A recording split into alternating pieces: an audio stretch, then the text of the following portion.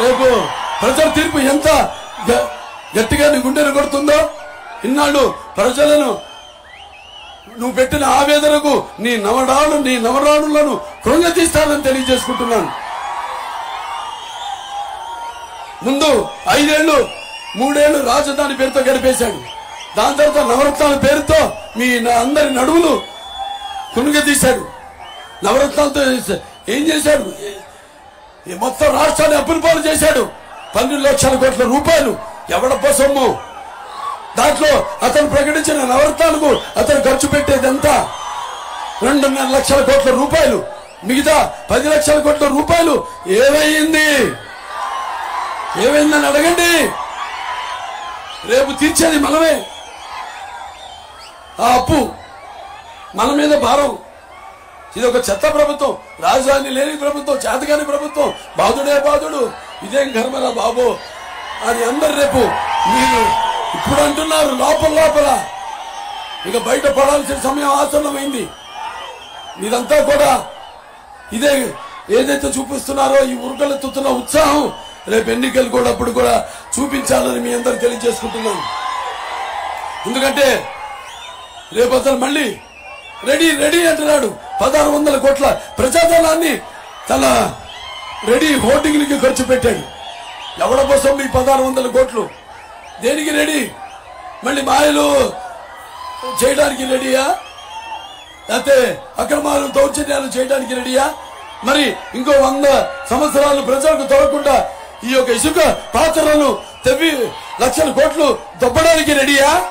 లేకపోతే ఈ యొక్క చీప్ లిక్కర్ ఏదైతే జే బ్రాండ్ మద్యాన్ని ఏరులో ప్రవహించి లక్షల కోట్లు దొబ్బడానికి సిద్ధమా?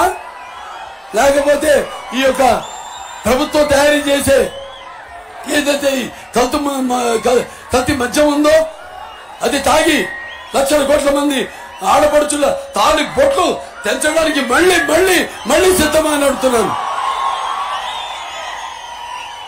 ఇక ముందు ఈ ఆటలు సాగవని మీ అందరూ రేపు జరగబోయే ఎన్నికల్లో సమాధానం చెప్పాలి.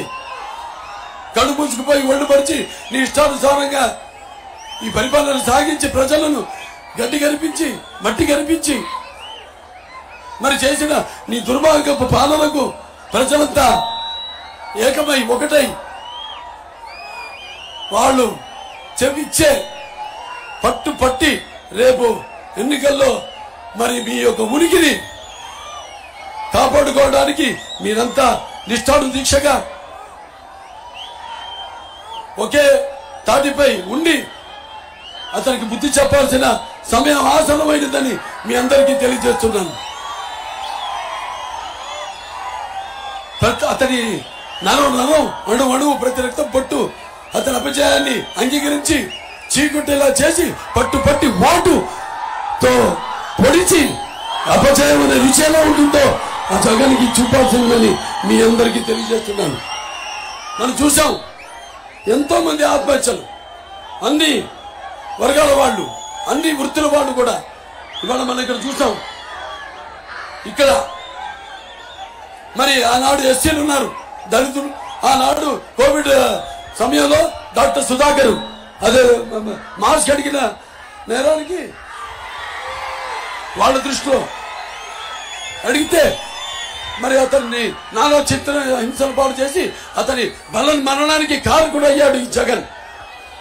అలాగే జడ్జి రామకృష్ణ గారు ఆయనపై అక్రమ కేసులు పెట్టి ఆయన మానసికంగా ఎంతో క్షోభ పెట్టారు. అలాగే ప్రభుత్వ వ్యతిరేక విధానాలను ప్రశ్నిస్తే పేద దళితులు శిరోముండనం చేయించాడు. అలాగే ఈ వైకాపాకి చెందిన ఎమ్మెల్సీ అనంతబాబు దళితుడైన తన డ్రైవర్ని హత్య చేసి తీసుకెళ్లి డోర్ డెలివరీ చేయించాడు. అతను విచ్చలవిడిగా తిరుగుతున్నాడు బయట. అలాగే ఈ యొక్క రాజధాని పై తెప్పించిన నాయకులందరి మీద ఎస్సీ ఎస్టీ కేసులు పెట్టారు. ఇది ప్రభుత్వ విధానం. మరి ఇక్కడ చూస్తే ఇక్కడ మన ఎమ్మికనూరులో ఆత్మహత్యలు.